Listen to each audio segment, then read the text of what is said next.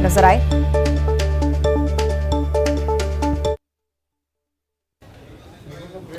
और इधर मध्य प्रदेश विधानसभा का बजट सत्र भी चल रहा है। एक टैबलेट दरअसल लगातार चर्चा में है, खाने वाला नहीं पढ़ने वाला टैबलेट, आईपैड जिसे आप कहते हैं, एप्पल कंपनी का उत्पाद। इसे लेकर जो विपक्ष है, नेता प्रतिपक्ष खासतौर पर गोविंद सिंह, वो ये कह रहे हैं ये चाइना का है, जबकि नरोत्तम मिश्रा ये बता रहे हैं कि ये एप्पल कंपनी का है। अब इन सब के बीच दर्शक इस बात को समझ लें कि एप्पल के जो तकरीबन 40% अभी उसमें कुछ गिरावट आई है। एप्पल के जो 40% प्रोडक्ट हैं ये चाइना में असेंबल्ड होते हैं। मैंने निर्णय, मेरी सोच समझ के मैंने स्वयं निर्णय लिया है।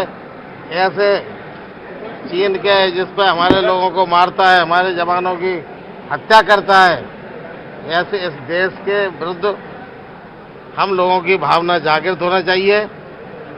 और हमने जो दिया गया टैबलेट है वो मैंने वापस करने का निर्णय लिया। और चोरी होने की भी बात कही आपने।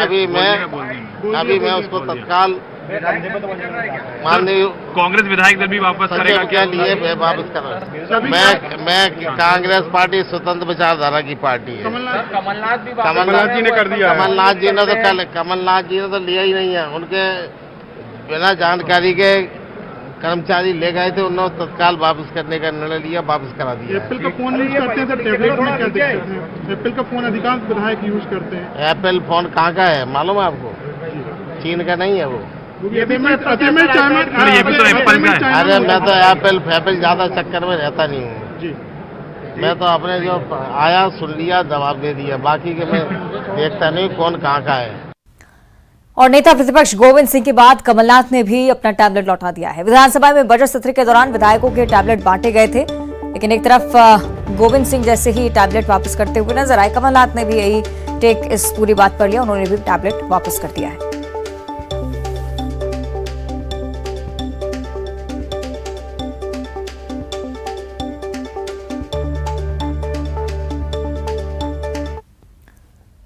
तो विधायकों को बांटे गए टैबलेट को लेकर अब सियासत लगातार बढ़ती जा रही है। पूर्व मंत्री सज्जन सिंह वर्मा का एक बड़ा आरोप निकलकर सामने आया है। विधायकों को टैबलेट बांटे गए जो कि चाइना के थे। बीजेपी सिर्फ भाषणों में चाइना का विरोध करती है। सरकार चाइना के सामान को प्रमोट कर रही है, हमें नहीं करना चाइनीज सामान का इस्तेमाल, ये कहना है सज्जन सिंह वर्मा का।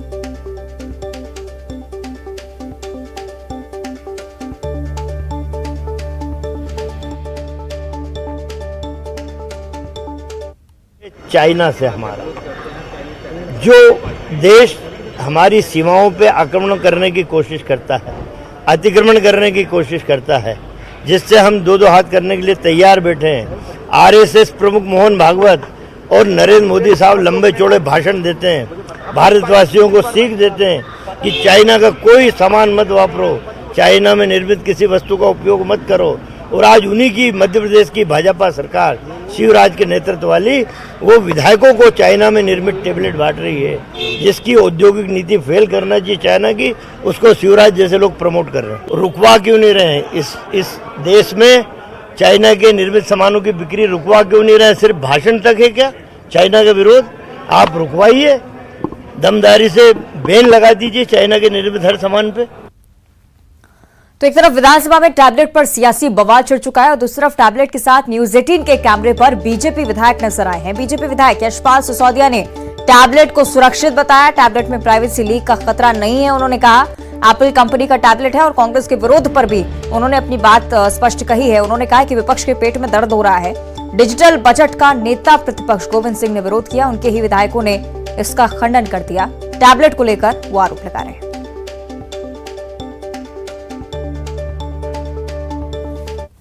विधानसभा में जो टैबलेट्स दिए गए हैं ई बजट के लिए, उनको लेकर सियासी बवाल खड़ा हुआ है। कांग्रेस आरोप लगा रही है कि चाइना से बनकर ये टैबलेट आए। सर ऐसा कुछ है क्या?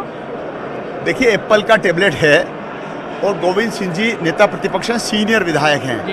उनको ये बात नागवार गुजरी जब उनके ही दल के आदिवासी विधायकों ने, जो पूर्व मंत्री हैं, उन्होंने गोविंद सिंह जी के आरोप को खंडित कर दिया कि आदिवासी टेबलेट चलाना नहीं जानेंगे, इसलिए इसको बंद किया जाए और पेपर पर ही हम ऑफलाइन जो कागज़ देते हैं वो विधानसभा में दिए जाए। गोविंद सिंह जी की बात का खंडन कांग्रेस के विधायकों ने, कांग्रेस के आदिवासी विधायकों ने कर दिया। तब गोविंद सिंह जी के समझ में आया कि ये टेबलेट की राजनीति करना चाहिए और उन्होंने इसको चाइना का करार देते हुए, चूँकि ये एप्पल का टेबलेट है और गोविंद सिंह जी कब से चाइना के विरोधी हो गए हैं, माला कब से जपने लगे हैं चाइना के विरुद्ध। उनके दल के नेता तो जाकर कसीदे पढ़ते हैं चाइना के लिए। और ये सारी, और कल मेरे साथ डिबेट में कांग्रेस के एसटी मनोज चावला एक चैनल पर बैठे थे और मनोज जी ने कहा कि ये टेबलेट मेरे लिए बहुत अच्छा है, पेपरलेस हो गया है, सारा बजट इसमें है। उन्होंने स्वीकार कर लिया, वो तो काम करने शुरू कर दिया।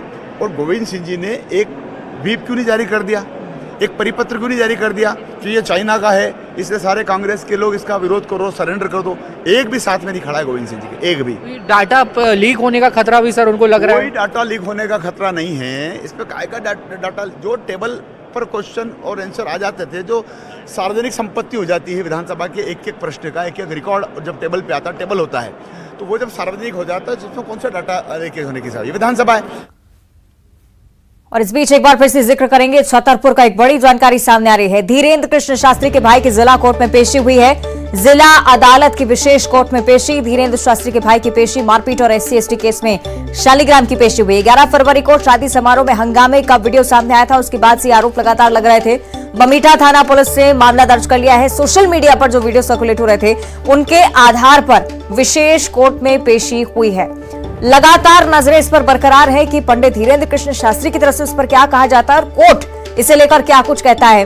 दूसरी तरफ तस्वीरें आपको हम दिखा रहे हैं किस तरह से ये वीडियो सोशल मीडिया पर लगातार वायरल हुआ। इसमें शालिग्राम साफ तौर पर नजर आ रहा था। सोशल मीडिया पर ये वीडियो सर्कुलेट होते ही सवाल खड़े होने लगे कि क्या पंडित धीरेन्द्र कृष्ण शास्त्री को इस बारे में जानकारी है, क्या उनकी तरफ से इस पर कोई टेक अभी तक सामने आया है। साथ ही साथ शालिग्राम पर जो गंभीर आरोप लगे थे उसको लेकर पुलिस भी कहीं ना कहीं अब सक्रिय तौर पर नजर आ रही थी। और अब देखिए पेशी कोर्ट में शालिग्राम की हुई है। धीरेन्द्र कृष्ण शास्त्री का भाई है शालिग्राम और विशेष कोर्ट में आज पेशी, उसी की भी तस्वीरें आपको दिखा रहे हैं किस तरह से कोर्ट में भारी पुलिस बल मौके पर मौजूद रहा। जिला अदालत की विशेष कोर्ट में शालिग्राम की पेशी हुई। इंतजार है कि कोर्ट की तरफ से क्या कहा जाता है इसको लेकर, क्योंकि सोशल मीडिया पर यह वीडियो वायरल हुआ था जिसमें शालिग्राम साफ तौर पर हंगामा करता हुआ नजर आ रहा था, धमकाते हुए लोगों को। शादी समारोह का यह वीडियो जिसमें शालिग्राम स्पॉट हुआ, उसके बाद से ही लगातार लोग भी चाहते थे कि इस वीडियो के आधार पर कार्रवाई हो। हालांकि आज जिस तरह की जानकारी सामने आई कि खुद शालिग्राम इस कोर्ट में पहुंचा,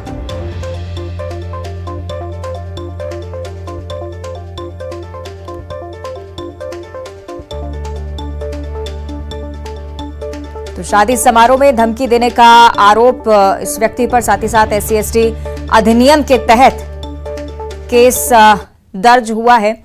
ज्यादा जानकारी के लिए हमारे दो सहयोगी हमारे साथ जुड़ रहे हैं। सबसे पहले नरेंद्र सिंह परमार हैं जो कि छतरपुर से हमारे साथ जुड़ रहे हैं, जितेंद्र शर्मा हैं।